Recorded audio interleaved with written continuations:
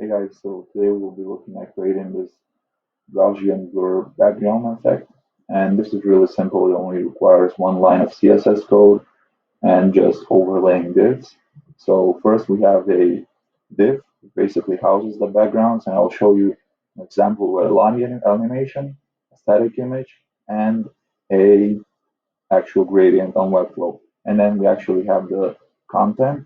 So basically we have to target this div, which is basically above this, because on this div the position is set to fixed with a 1z index, and this div is relative with a 2z index. And so we can scroll, I set this to 1000% view height.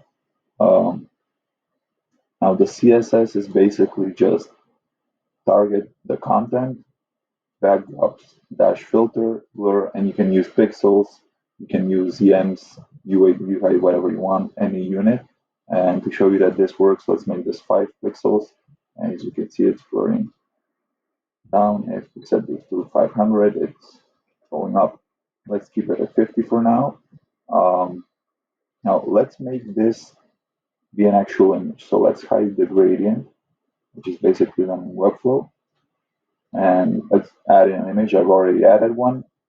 As you can see, it's blurring the image as well. And if we just, again, kick it up a notch, it'll blur it further or less. So we can actually even put in the actual text in here and it'll blur that.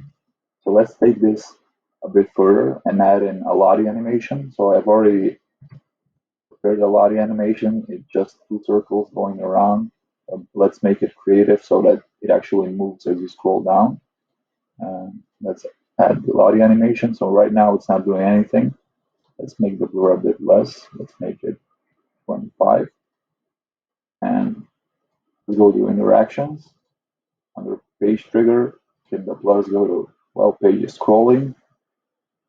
Select an action, play scroll animation, and let's create a new one. Let's call this scroll Lottie background. Select the body or the Lottie animation, click on the plus under integrations, click on Lottie, and then you're presented with these two.